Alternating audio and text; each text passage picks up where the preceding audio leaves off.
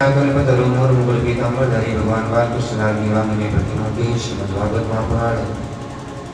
पूज्य माता पिता श्री गुरुदेव भगवान मुकुंद कथा किरण के रस सिंह शिरोमणि जी महाराज भगवान भोलेनाथ हवाई देवता उल्लास देता हूँ। इस चरणों में सादर प्रणाम करते हुए आप समस्त उपस्थित प्यारे प्यारे भक्तजनों भक्तमंडी ने माताओं बहनों और इस देश के भविष्य के आसन धूम बढ़ाए प्यारे बच्चों आप सबको सादर राधे व्यासमन से आपको देव शांतवान आशीर्वाद भगवान कृपा बनी रहे। आइए नित्य का नियम है, कुछ कहना है कुछ सुनना है। तो उससे पहले मीठी मीठी ताली बजाते हुए जो जाने में प्रेम से कीर्तन करेंगे। श्री राधे राधे गोविंद गोविंद राधे श्री राधे राधे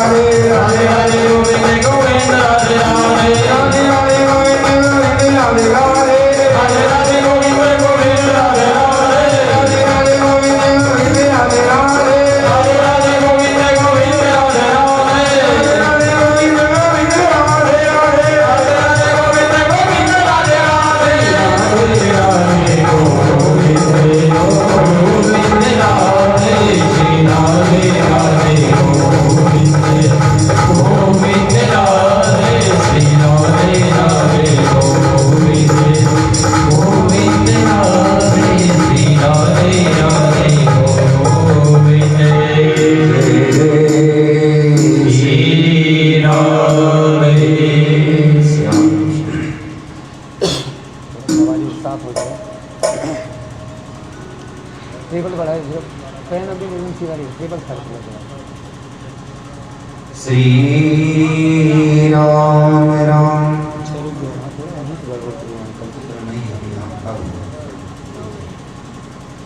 बोली भागवत भगवान की जय हो। बड़ी सुंदर चर्चा बड़े प्रेम से आप सभी ने ऐसा भाव और प्रेम आप सभी के द्वारा उड़िला जा रहा है ना। इस समय थकान, बोलने आदि की सारी बातें कभी कुछ याद ही नहीं रहता है। 3 बजे बैठे कब 8 बज गया पता ही नहीं चला। कल आप सबका ऐसा भाव नहीं उमड़ा। आइए जहाँ पे कल विराम हुआ था वहीं से आगे चलेंगे ना। आज मेरी कन्हैया का बड़ा सुंदर विवाह उत्सव हम सभी ने मनाया। माता रुक्मिणी जो हमें बताया, आपको बताने का प्रयास किया, समझ गए होंगे। कुछ चाहिए, समझना चाहिए, जानना चाहिए अपने बारे में, अपने धर्म के बारे में। केवल कथा सुनकर मनोरंजन, थोड़ा मनोरंजन करना पड़ता है। देखो ये चोखा चटनी है, सादा सादा चावल दाल सब्जी रोज रोज खाओ तो मन उगता जाता है ना। तो थोड़ा चटनी भी चाहिए ना। तो थोड़ा उत्सव आने के दौरान चटनी चटाया गया। लेकिन प्यारे आजकल गलती हम क्या कर रहे हैं ना, ये चटनी में रह जा रहे दादा। आजकल के बच्चे वही चटोरा चीज 5 रुपया 10 रुपया पैकेट वाला दिन भर खाएंगे। रोटी खाने में नानी की भी अम्मा याद आने लगती है, वृंदावन बिहारी लगते हैं। तो प्यारे सामान्य जीवन में जो करते हो ना, वही आध्यात्मिक जीवन में भी करने लगोगे तो बहुत नुकसान होगा। सामान्य जीवन में जब नुकसान कर रहा है तो मैंने पहले भी निवेदन किया, कथा को मनोरंजन की दृष्टि से नहीं सुनना चाहिए, नहीं जानना चाहिए। कथा मनोरंजन के लिए होती है, मन को भगवान के रंग में रंगने के लिए। क्योंकि यह जीव तो ना जाने कितने जन्मों से, न जाने कितनी योनियों में भटका है और हर जन्म में, हर योनि में, संसार में ही अटका है। आदत पड़ी हुई है। लेकिन यह मानव शरीर क्या है? साधन धाम मोक्ष कर द्वारा, साधन धाम मोक्ष कर द्वारा, पाई न जे परलोक सारा, पाई न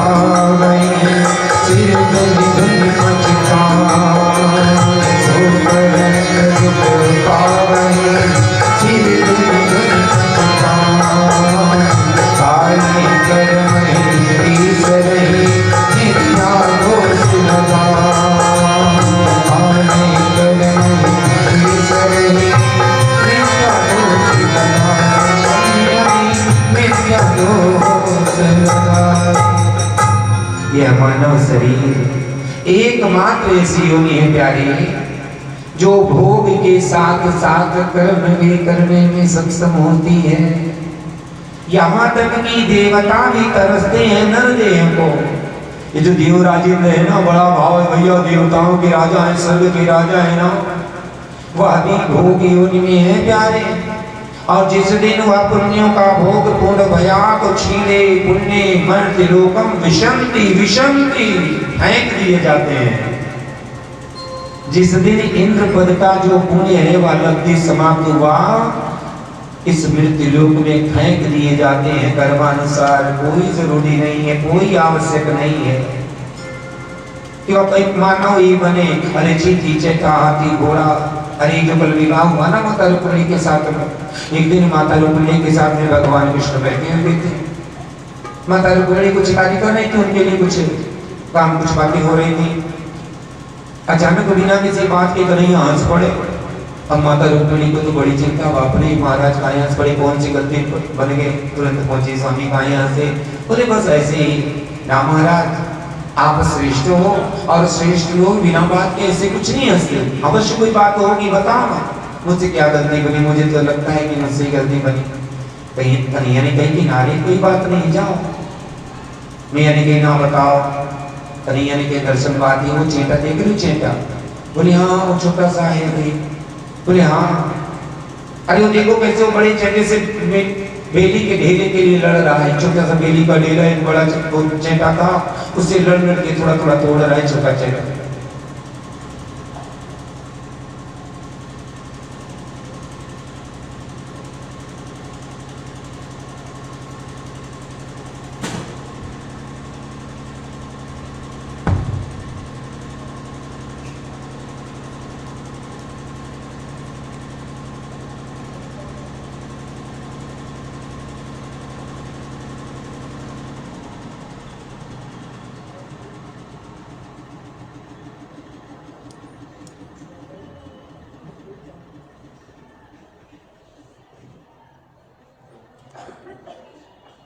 श्री राम जय जय राम, श्री राम जय राम, हम श्री राम जय जय राम, श्री राम, हम श्री राम जय जय राम, श्री राम जय राम। बोले भक्त वत्सल भगवान की। आज भगवान ने कहा देखो छोटा चैटा है ना, देखो कैसे बड़े वाले से लड़ रहा है भेली के लिए। बोली महाराज ये भी आप हमें लगता सही नहीं बोल रहे हो। अब चैटे लड़ रहे तो उन चैटों की लड़ाई में हंसने की बात क्या आ गई। बोले सामने जो दिख रहा उसमें नहीं है सौ प्यारी, इसके पीछे की कहानी याद करके हंसाऊं तो इसके पीछे भी मुझे दिख रहा है। क्या दिखा? अरे भी परसों तक तो देवराज इंद्र था। बोलो भक्त वत्सल भगवान की। अभी परसों तक देवराज इंद्र था और आज देखो चैटे के रूप में एक छोटे से बेली के ढेले के लिए लड़ रहा है। तो देवता भी तरसते हैं नर देह को, वे भी मनाते हैं कि प्रभु तो बस सुबह तो बचा लेना, 100-200 वर्ष देवता की योनि में कम रखना, लेकिन जब यहाँ से भेजना तो मानव शरीर दे के भेजना, क्योंकि मानव शरीर से ही नए कर्म सत्कर्म कमा के हम सुंदर स्थान प्राप्त कर सकते हैं। आज ये मानव का शरीर मिला है और मानव शरीर पाने के बाद भी केवल संसार के लिए करते रह गए राम, तो फिर बाद में बड़ा पछताना पड़ेगा। अजामिल आदि की कथाओं के द्वारा आपको बताने का प्रयास किया गया है, आज भी कुछ बताया जाएगा। थोड़ा आरंभ में आनंद है, बीच में थोड़ा विषाद भी है, लेकिन चाहे आनंद हो या विषाद दोनों से हमें कुछ शिक्षाएं मिलेंगी, क्योंकि यह श्रीमद् भागवत महापुराण की वाणियां हैं। आज मेरी कन्हैया पत्नी के साथ में आ रहे हैं अपने घर द्वारिका में, बड़ा ही आनंद है। चारों तरफ शोर मचा है, ऐसा लागे ना जैसे उस दिन सुना ना परसों गोकुल में, ऐसा लागे कि हर घर में कन्हैया बालक को जन्म भयो, ऐसे ही लागे कि हर घर में बहुरिया आए रही, क्योंकि बहुरिया और दूल्हा सरकार के रूप में कौन आ रहे हैं? वही जगदाधार नारायण और उनकी अर्धांगिनी माता लक्ष्मी जी। पूरी द्वारिका में आनंद है, जैसे यहाँ आनंद है ना, सब सजा हुआ है, ऐसी पूरी द्वारिका सजी हुई है। भाव है कि आते हैं यदुनंदन, सो रहे हैं, आ रहे हैं, जल्दी करो स्वागत में। आते हैं यदुनंदन सजवानो बार बार, आते हैं यदुनंदन संकट से रखवालो बनवालो नंदनवार, संकट से रखवालो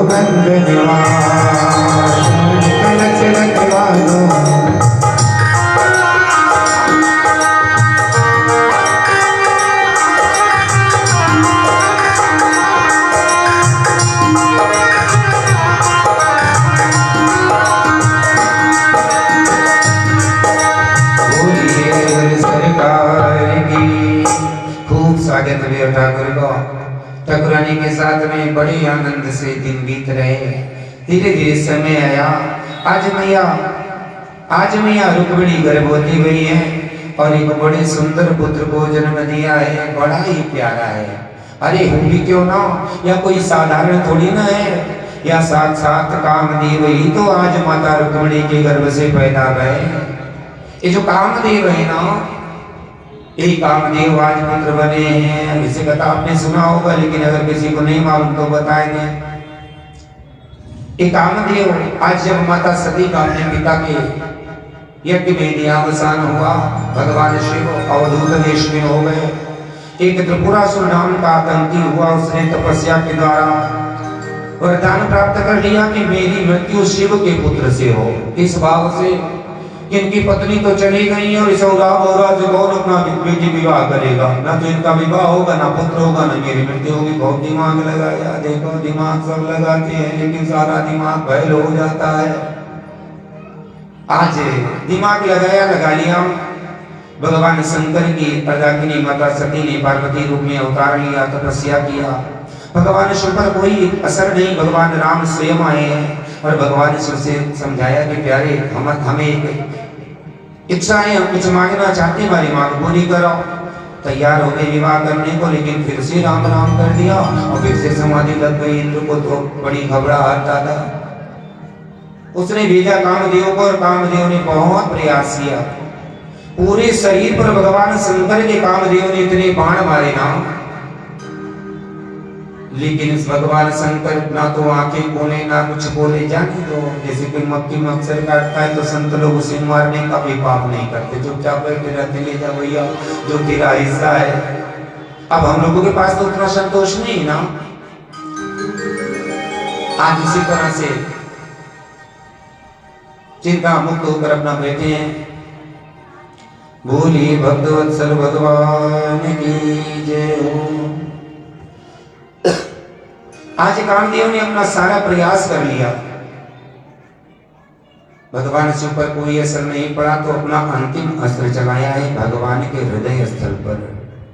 और आज जैसे, थोड़ा ध्यान से सुनिएगा, आज जैसे ही हृदय स्थल पर बाण का प्रहार हुआ है, भगवान शिव इतने विचलित हो गए कि तब शिवती शरणयन उघारा,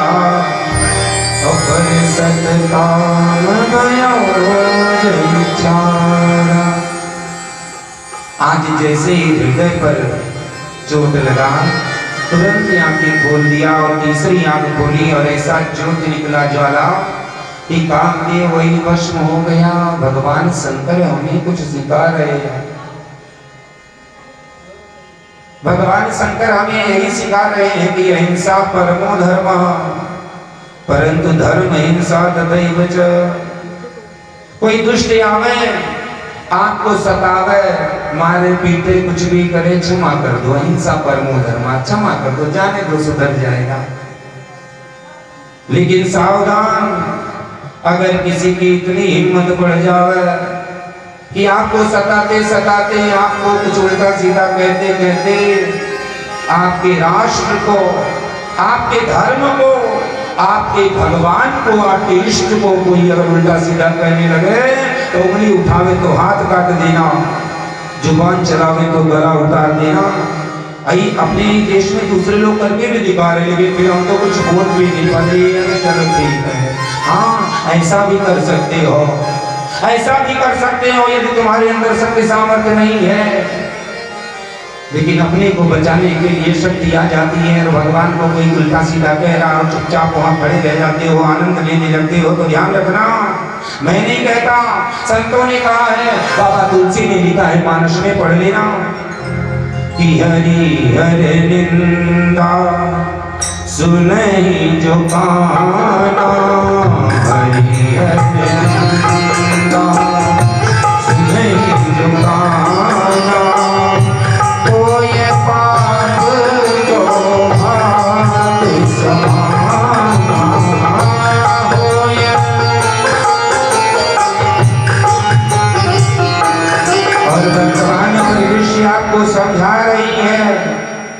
सावधानी सतत आवश्यक है, सावधानी हटी तो दुर्घटना घटी। अभी 3 दिन पहले 47 साल से बंद शिव मंदिर, हनुमान मंदिर निकला है, कोई उसे बताने वाला भी नहीं था कि देखो एक मंदिर है।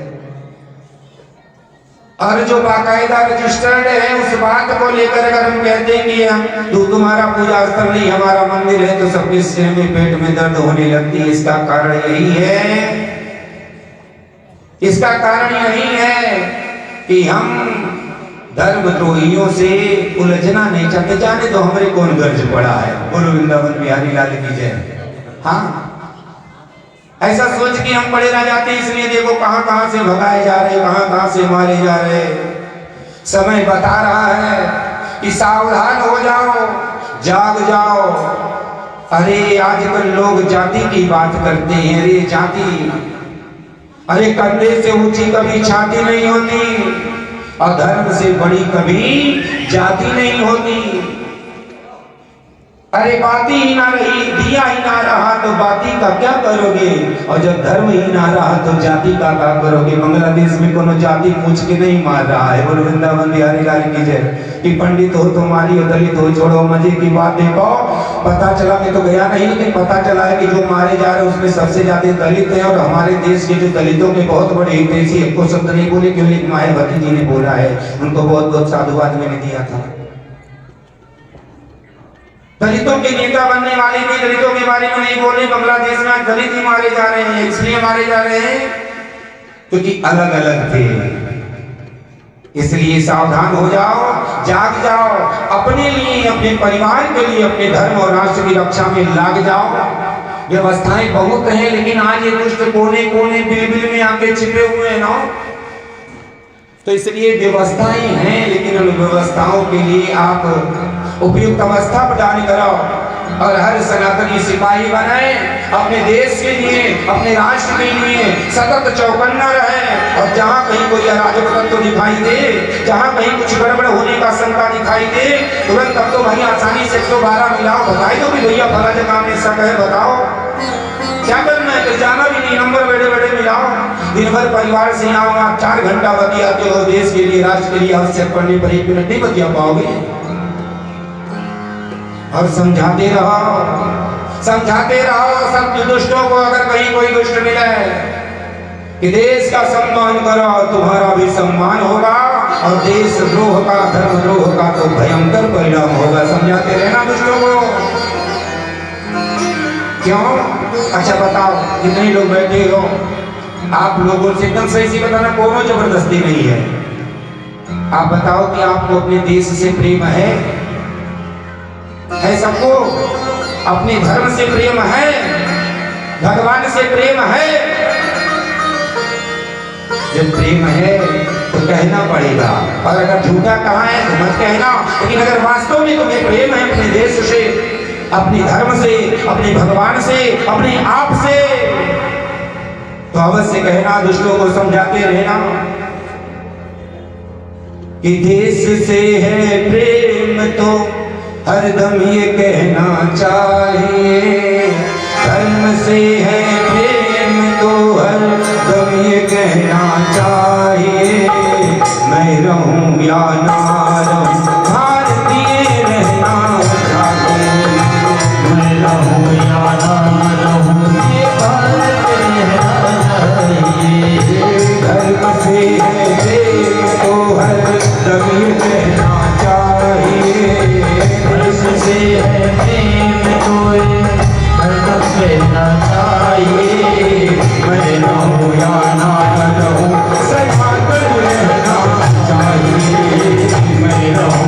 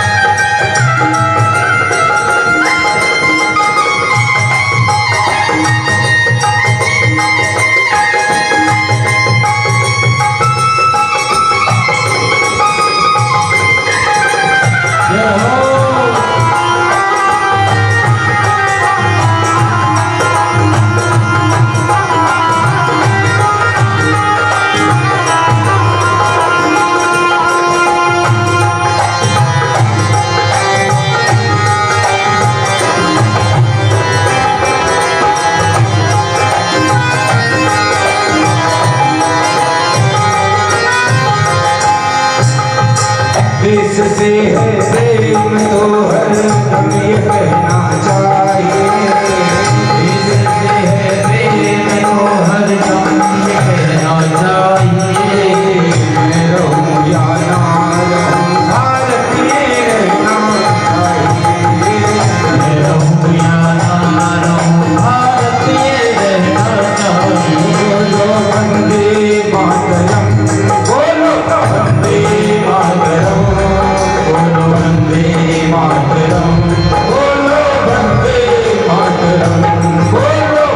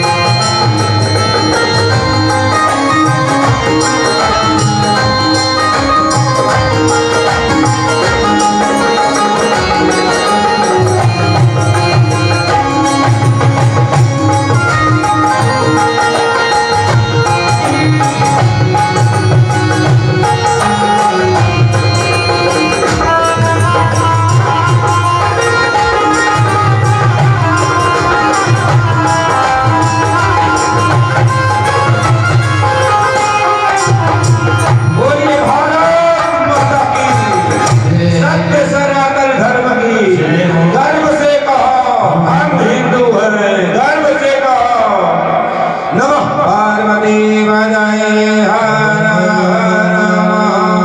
महादेव। ये भक्तों के परम भक्त श्री भगवान शंकर जी का कह के नहीं करके दिखाया गया बात हमने आपसे कहा है भैया, करके दिखाया। पूरे शरीर पर कुछ कितनी बाण मारे कुछ नहीं बोले, आज जब हृदय पर लगा तीसरा नेत्र बोले तो कामदेव जलकर खाक हो गया। यही हृदय, इसी हृदय में राम जी रहते हैं ना, तभी तो जहर पिया तो गले में ही रोक लिया, हृदय में ना जाइए रे भैया, क्योंकि राम जी रहते उन्हें कष्ट नहीं होना चाहिए। और आज जब हृदय पर मारा आपने मेरे राम पर प्रहार किया,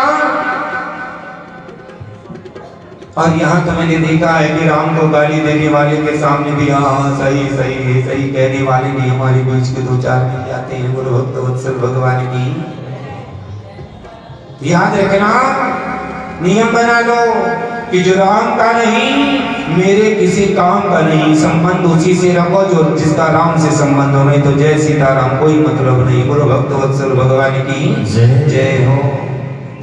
आज बड़ा सुंदर पुत्र वही रति, उसकी पत्नी, उसने भगवान शंकर से निवेदन किया तो आशीर्वाद दिया कि तेरा पति तेरे साथ बिना शरीर के रहेगा। तब से कामदेव का एक नाम अनंग बना पड़ा। अनंग माने बिना अंग के, जो बिना शरीर के भी जीवित रहे। आज वही आशीर्वाद के फलस्वरूप कामदेव शरीर धारण किया। लेकिन भगवान कृष्ण का एक और शत्रु है, पुत्र शत्रु है। कंस के मृत्यु के बाद में वह बड़ा परेशान है, क्योंकि कंस का मित्र था और नाम है संबरासुर। उसने विचार किया है कि भगवान कृष्ण के घर पर कोई मंगल कार्य नहीं होने देंगे। आज जैसे पुत्र का छठी का उत्सव है, छठी मनाया जाएगा, आया है चोरी से बालक का हरण कर लिया, इस भाव से समुद्र में फेंक दिया कि इसी में डूबकर मर जाएगा। लेकिन भैया जिसके सिर पर भगवान का हाथ उसका कोई बिगाड़ नहीं सकता। हम लोग केवल कहते हैं कि हमारे साथ श्री रघुनाथ तो किस बात की चिंता और चिंता मुक्त हो जाती है, तो जिसके साथ वास्तव में रघुनाथ हो, जो उसके पिता हो, उसका कोई क्या बिगाड़ेगा। आज संबरासुर ने बालक को समुद्र में फेंका, उसी बीच में एक बड़ी सी मछली मुंह फाड़ के उसे अपने मुख में लिया। इतनी जोर से गिरा है कि दांतों में नहीं अटका, सीधा गले के रास्ते पेट में चला गया। थोड़ी ही देर बाद में उस मछली को एक मछुआरे ने पकड़ लिया। और जब इतनी बड़ी मछली कहाँ ले जाए, विचार किया कि चलो ये दुष्ट दरबार में ले चले। और लेके पहुंच गया संबरासुर के दरबार में। आज ये जो कामदेव की पत्नी है रति, माया देवी नाम से वह वही संबरासुर के रसोई घर में सहयोगी के रूप में कार्य कर रही है। नारद जी के निर्देशानुसार आज उसे मछली दी गई। जब उसने मछली का पेट फाड़ा तो एक बालक मिला। संबरासुर से कही कि महाराज एक बालक मिला है, मेरा कोई सहारा नहीं, आदेश हो तो रख लो। संबरासुर ने कहा रख ले। अब ये तो पहचान रही है, बढ़िया से पालन पोषण कर रही है, साधारण बालक है नहीं, कामदेव है। शीघ्रता से बड़े हो गए और आज जब किशोरावस्था में भये हैं तो एक दिन रति ने कुछ पत्नी मत विवाह करना चाहा। बालक तो चौंक गया, अरे माँ ऐसा क्यों अनर्थ करती हो? अरे केवल पैदा करने वाले ही माँ नहीं होती है, पालन पोषण करने वाले भी माँ होती है। रति ने कहा कि प्यारे, मैंने माँ के भाव से तुम्हारा पालन पोषण नहीं किया, मैंने पत्नी के भाव से पालन पोषण किया, क्योंकि तुम मेरे पति हो। आज सारी बात बताई, बात याद आई है। माया देवी ने बड़ी सुंदर सुंदर माया विद्या सिखाई है। उन मायावी विद्याओं के सहारे पर आज उस बालक ने संबरासुर को सारे सैनिकों के साथ में समाप्त किया और दुल्हन के साथ में वापस आए हैं द्वारिका। बोलिए भक्तवत्सल भगवान की बड़ा आनंद है कि जय हो। बालक गायब हो गया था छठी के दिन, लेकिन आया तो ब्याज सहित वापस आया है, बहू के साथ में आया है। परीक्षित जी ने हाथ जोड़ा, बोले महाराज बड़ी गड़बड़ कर दी, हमें लगता है कि 7 दिन रह गए। कथा सुनाते सुनाते हमें लगता है आप पक गए हो, क्योंकि आप तो हमें लगता है भटक गए हो। बोले कहाँ गए हो भैया, काहे को ऐसे आ गए? बोले महाराज आपने कही कि भगवान के 16,108 विवाह है और अभी एक ही विवाह की चर्चा करी, बालक भी पैदा है, वो बालक को भी विवाह है, वो भगवान के बाकी विवाह कहाँ गए? बोले चिंता न करो, आपकी भी चर्चा करेंगे। यहाँ बोले नहीं है, क्रम से चल रहे हैं, जैसे जो घटना हुई वैसे बताए रहे। अब वही माई रहते कि तुमने पहले पूछ लिया, हमारा जल्दी बताओ। कहते भगवान के विवाहों की चर्चा इस प्रकार है। एक दिन भगवान अपने सुधर्मा सभा में बैठे थे, सारी सभासद बैठे थे, अचानक सबकी आंखें चौधी आने लगी हैं। सब चौंक गए, भगवान सूर्य नारायण आए हैं क्या? भगवान कृष्ण ने कहा नहीं नहीं महाराज सत्राजीत आए हैं। अरे सत्राजीत आपकी जय हो महाराज, अरे आइए। और तुरंत वह चमक बंद हो गई, क्योंकि सत्राजीत ने एक माला पहन रखा था, उसमें एक मणि लगी थी, उस मणि का ही चमक था। आज अंदर कर लिया है, आओ आओ। सभी चौंक पड़े, सत्राजीत नाम। वही द्वारिका के बगल में एक छोटा सा राज्य, उसी का राजा है, 2 भाई हैं, सत्राजीत और शेनजीत। या सूर्य नारायण का बड़ा ही परम उपासक है और सूर्य नारायण ने कृपा करके इसे एक मणि दिया है, जिसका नाम है शमंतक मणि, जो ये पहन कर आया है। यह मणि अपने पूजक को नित्य 8 बार सोना प्रदान करे, ऐसा इसका पावन गुण था। आज उस मणि के प्रभाव से सत्राजित का राज्य बड़ा समृद्ध हो गया था। कोई इतना समृद्ध है फिर भी कोई जय जयकार नहीं कर रहा होता है ना। थोड़ा धन संपदा पद प्रतिष्ठा बढ़े तो लोगों को जय जयकार की आवश्यकता प्रतीत होने लगती है। आज यह मणि इसके पास है, सूर्य नारायण ने दिया है, फिर भी जब जाता है तो कृष्ण की जय जयकार होती है, इसका हृदय तो जल गुण उठता है। आज विचार किया कि आज बताएंगे बच्चा को, और भगवान कृष्ण भी बड़े कौतुकी हैं। हाँ, जैसा रोग होता वैसा दवा देते हैं, डॉक्टर होते हैं ना ऐसे ही। आपको फोड़ा हो गया, तुरंत गए डॉक्टर के पास में, उन्हें दे दी 4 गोली ले जाओ, खा लो, फोड़ा बैठ जाएगा। और 4 दिन उसको थामे रह गए। 5वें दिन गए, डॉक्टर बोले वो तो बिगड़ गया है, अभी तो 4 खुराक पहले जाओ, इसे पका के तब आना, तब सर्जरी करेंगे, अभी आधे में है, ना पूरा पका है ना कच्चा है। तो उसी प्रकार से दवा देने में मेरे कन्हैया बड़े ही निपुण हैं। आज कन्हैया उनके आगे स्वयं ही जय जयकार कर उठे, जय हो मार सूर्य की कृपा वारे हम देखो देखो हम। आज बड़े प्रसन्न है। सभासदों ने कहा कि भैया एक बात कहें, बोले बताओ। बोले सत्राजित तुम इस मणि को पहन के आए हो, तुम्हारी शोभा बढ़ गई है, लेकिन सही कह रहे हैं कि अगर यह माला तो हमारे कन्हैया को दे दो ना, तो इस मणि की शोभा बढ़ जाएगी, दे दो। हाँ ना ना ना, हम ना देंगे, हमारे इष्ट का प्रसाद है। कन्हैया मुस्कुराए, जाने दो, अपने इष्ट का, अपने गुरु का, अपने माता पिता, अपने प्रिय मित्र का प्रसाद किसी से बदला नहीं आता, जाने दो। बात आई गई हो गई। कुछ दिनों बाद इसका छोटा भाई प्रसेनजीत कोई माला पहनकर निकल पड़ा शिकार में, काफी दिन हो गए वापस नहीं आया। अरे धीरे धीरे तो बात ऐसे फैली चुकी है, बात कुछ लोगों को पता थी तो सब किसी ने व्यक्त कर दिया कि भैया कहीं ऐसा तो नहीं कि बचपन में पड़ी आदत और उसका असर हुआ हो और कृष्ण ने भाई को मरवा दिया हो और चुरा लिया हो मणि। आज धीरे धीरे बात ऐसी फैली कि पूरे राज्य में शोर हो गया। करने करने जपन जना एक कान से दूसरे कान से होते हुए आज हर घर से हर जन के मुख से बात निकलने लगी कि बाप रे बाप, बचपन में ही संभाल लेना चाहिए बच्चों को, क्योंकि बचपन में जो आदत पड़ गई है आगे कितना भी बड़ा आदमी बन जाए नहीं छूटती। देखो बचपन में चोरी की आदत, इतनी बड़ी पालिका का राजा हो गया फिर भी एक छोटी सी मणि की चोरी करा लिया। यह बात जब कन्हैया को पता चली चौंक गए, बाप रे बाप, बिना कुछ किए या कलंक। याद आया वो बड़ी गलती हो गई थी। इस साल जो भादो महीने के शुक्ल पक्ष की चतुर्थी का चंद्रमा, उसका मैंने दर्शन कर लिया। आपको भी पता होगा, आपके बड़े बुजुर्गों ने बताया होगा कि भादों की चौथ का चंद्रमा नहीं देखना चाहिए। कौन से चौथ का? जो उजाले पक्ष में आता है, जन्माष्टमी के बाद वाला। जब से ये कृष्ण गणेश उत्सव आरंभ होता है, महाराष्ट्र गुजरात में होगा, तब तो आजकल हर जगह होने लगा है। उस चतुर्थी के चंद्रमा का जो भी दर्शन करता है उसे कलंक लगता है। आज उसी के कारण कलंक लगा है। आज भैया बोली भक्तवत्सल भगवान की जय। बड़ा दम लगा के बोलना पड़ रहा है।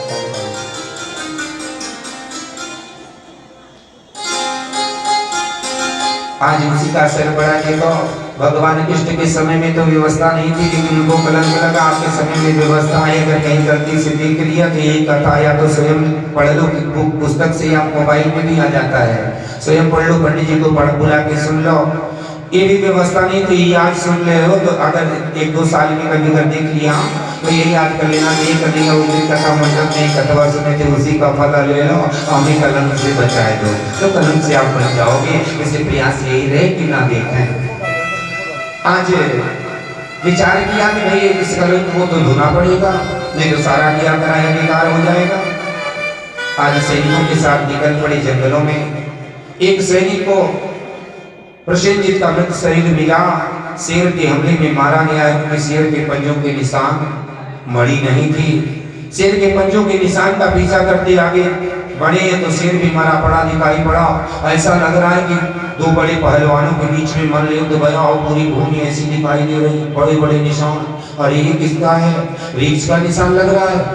उस रीछ के पैरों के निशान का पीछा करते एक गुफा में पहुंचे। सैनिकों को बाहर खड़ा कर दिया, मेरे कृष्ण अंदर गए हैं। और जब अंदर गए तो बड़ा अंधेरा है। धीरे धीरे आगे गए, एक मोड़ आया और जैसे ही मुड़े प्रकाश से आगे चलिया गई, जय जयकार कर उठे, अरे जय हो, आज मेरा काम हो गया।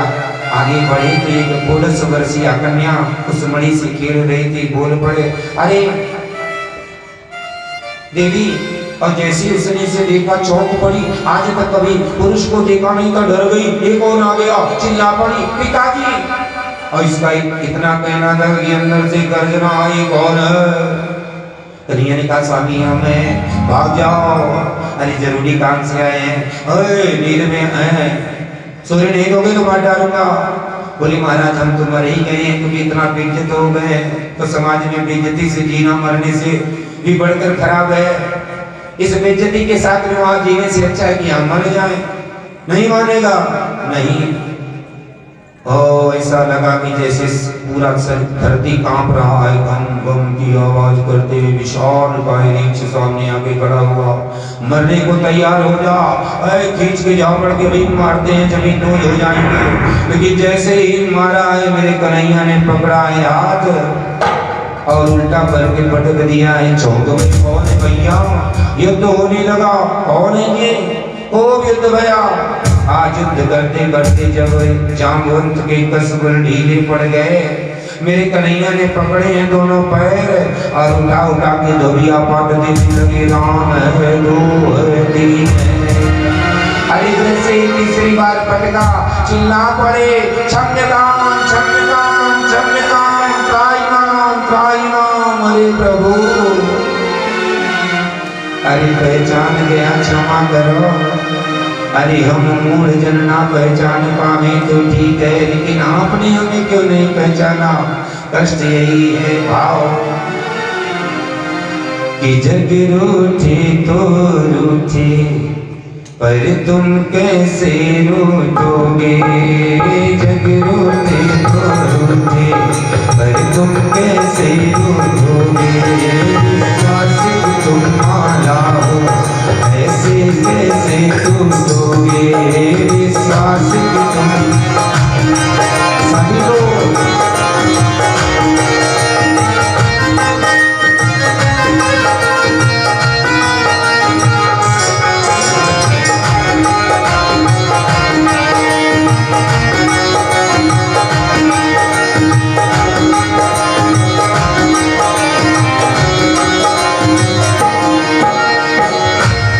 मीठी ताली बजाओ और प्यारे से सुनाओ कि प्यारे। हाँ जग रूठे तो रूठे, पर तुम कैसे रूठोगे,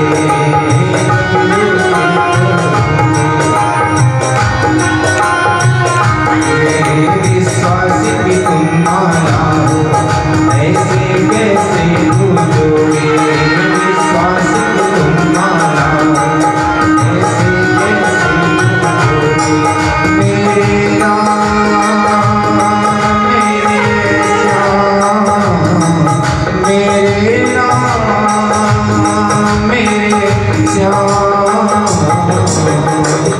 रूठे तो रूठे,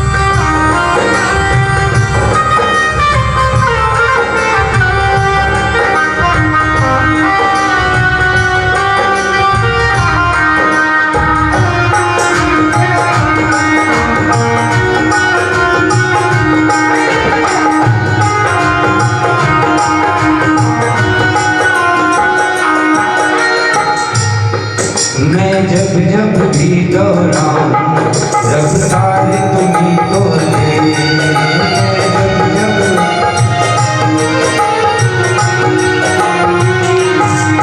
मैं जब जब भी दोहराऊं रफ्तार तुम्ही तो ले,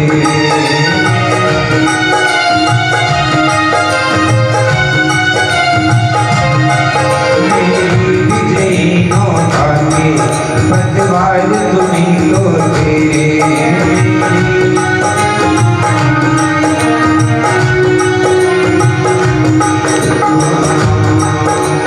हाथ पकड़ के तुमने मुझे चलना सिखा दिया, हाथ पकड़ के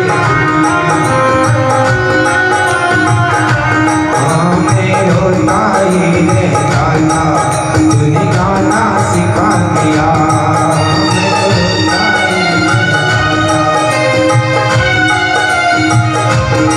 मेरे राम मेरे श्याम, मेरे राम मेरे श्याम, रूठे तो रूठे, दुख में से रोगे, रूठे तो ऐसे रोगे, विश्वास की तुम माला हो, ऐसे कैसे रोगे, विश्वास की तुम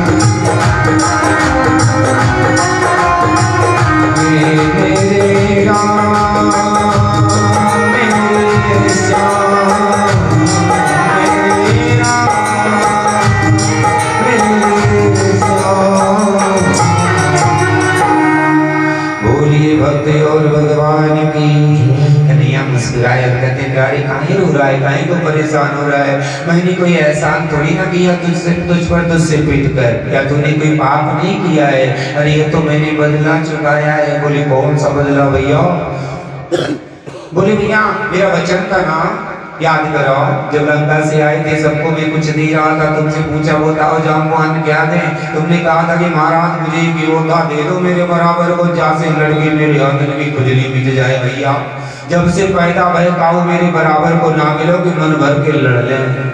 यहाँ तक कि रावण भी एक ही झापड़ में जमीन चाटता नजर आया, भैया हाथ की खुजली ना मिटी महाराज। तो मैंने कही थी ना कि ठीक है चलो भजन करो, समय अनुसार भेजूंगा। तो बताओ प्यारे तुम भी मेरे भक्त, और मेरे कहने पर जो तुमसे पीटने जाएगा तुम्हें पीटने जाएगा वाली एक भक्त। तो भगवान का काम यहाँ नहीं कि भगत से दूसरे भगत को पिटवावा है या लड़ावा है, तो भगवान ने कहा कि सोचे कि भगत से भगत को पिटाने की बजाय लाओ हम ही पिटिया है। बोलिए भक्त वत्सल भगवान की। ऐसा कोई मालिक मिलेगा हो, ऐसा कोई मालिक मिलेगा जो कि अपने सेवक के लिए स्वयं पिटने को भी तैयार हो जाए? कहीं नहीं मिलने वाला है प्यारे। तो अगर अब तक मन नहीं बना है तो अब तो थोड़ा सा बना रे, और भगवान के चरणों में मन को लगा रे। बोलिए भक्त वत्सल भगवान की। जामवंत ने कहा कि महाराज परेशानी तो अभी तक जस की तस रही। बोले कहा, बोले ये मणि हम अभी भी आपको नहीं दे सकते प्यारे। बोले कब कहा भाई आप तो पहचान गए। बोले महाराज लेकिन आपके नियम ने हाथ बांध रखे हैं, ये तो दिख रही ना हमारी बिटिया है महाराज, और आपने उन सनातनियों के लिए नियम बनाया कि एक बार जो वस्तु बिटिया के हाथ में धर देते फिर उस पर अपना अधिकार नहीं मानते महाराज, तो बिटिया को दे दे। लेकिन महाराज एक तरीका है, अगर आप कृपा कर दो तो आपका काम भी हो जाएगा और मेरा भी काम बन जाएगा, टेंशन फ्री होके भजन करने का अवसर मिल जाएगा। बोले क्या? बोले महाराज बिटिया को अपना लो, हाँ, और जो बिटिया आपकी तो उसका सारा वस्तु आपका। बोले जी तो बढ़िया तरीका है। और ये जामवंत जी के देख रेख में माता जाम्बवती के साथ में कन्हैया का दूसरा विवाह संपन्न हुआ। बोली भक्तवत्सल भगवान की। वापस आए, मणि दिया सत्राजित को। सत्राजित बड़ा लज्जित हुआ, विचार किया कि लाओ संबंध बना ले, या बड़ा गड़बड़ हुआ। भगवान ने समझा दिया कि भैया देखो कथा सिखा रही है, वैसे तो निंदा किसी की करनी ही नहीं चाहिए, क्योंकि सब पर निंदा जे जड़ कर ही थे चमगादड़ होए उतर ही। ये बहनी ना सुनी मेरे भैया ना जरा ऐसा नहीं वैसा तारा उल्टा लटका दिए जाओगे। अब एक दिन के लिए नहीं 60,000 बरस अब नहीं बन के चमगादड़ पैदा होना पड़ेगा, गिनते रहना। हाँ इधर उधर का जो करते हो तो बंद कर दो, और भगवान का नाम जपना शुरू कर दो तो इधर उधर वाला जो किया है सब कट जाएगा। और नहीं तो अगले जन्म में ही मन एक जीवा जाके शरीर पाके उल्टा लटक जाएगा। बोलिए भक्त वत्सल भगवान की। तो किसी की निंदा अगर उसमें कोई बुराई है आप जानते हो, देखिए हो, आपके सामने किया है तब को नहीं करना चाहिए, उल्टा लटकने से बचने के लिए। और प्यारे कहीं अगर उसने किया ही नहीं, कहीं खाली शक करके बात उड़ा दिया तो बेचारा तुम तो बाद में उल्टा लटकोगे, पहले लटक जाएगा, सीधा वो प्राण गंवाने को मजबूर होगा ना।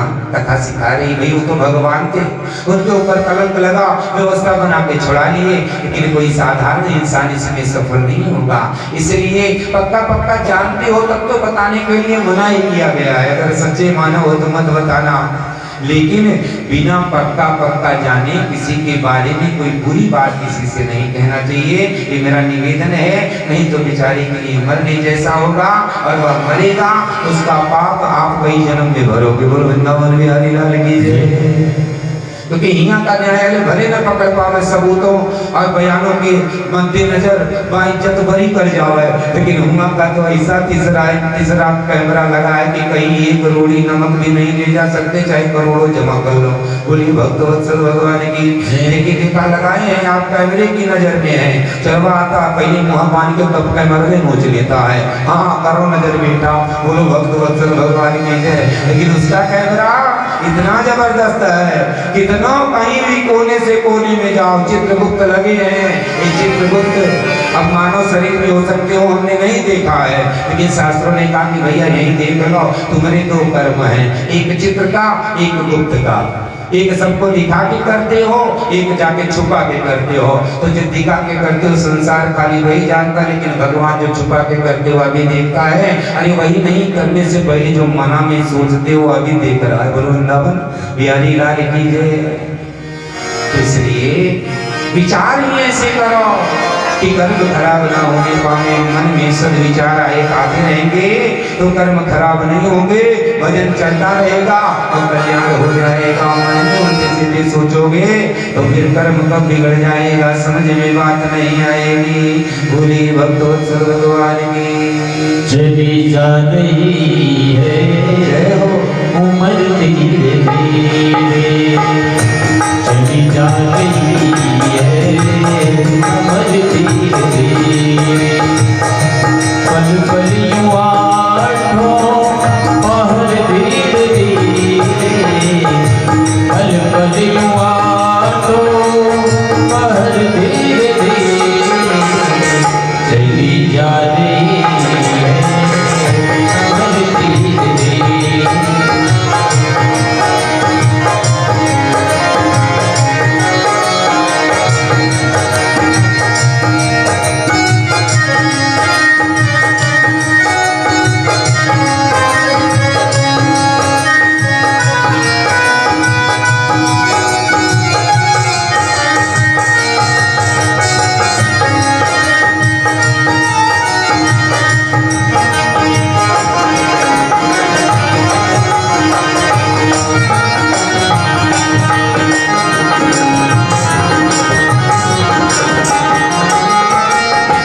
बचपन भी जाए जवानी भी जाए,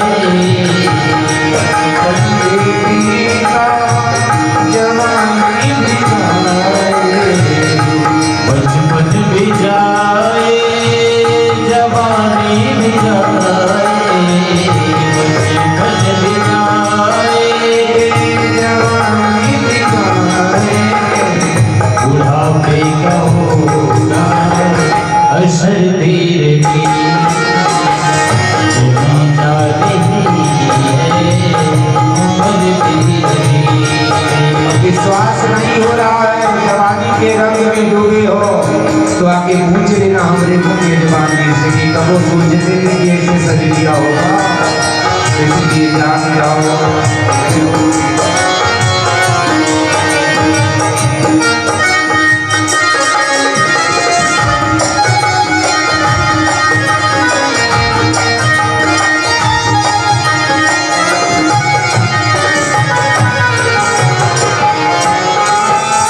तेरे हाथ पाँव में बल ना रहेगा, तेरे हाथ पाँव में बल ना रहेगा। तेरे हाथ पाँव में बल ना रहेगा, तेरे हाथ पाँव में बल ना रहेगा। झुकेगी तुम्हारी कमर धीरे धीरे, झुकेगी तुम्हारी कमर धीरे धीरे। चली जा रही है कमर धीरे धीरे।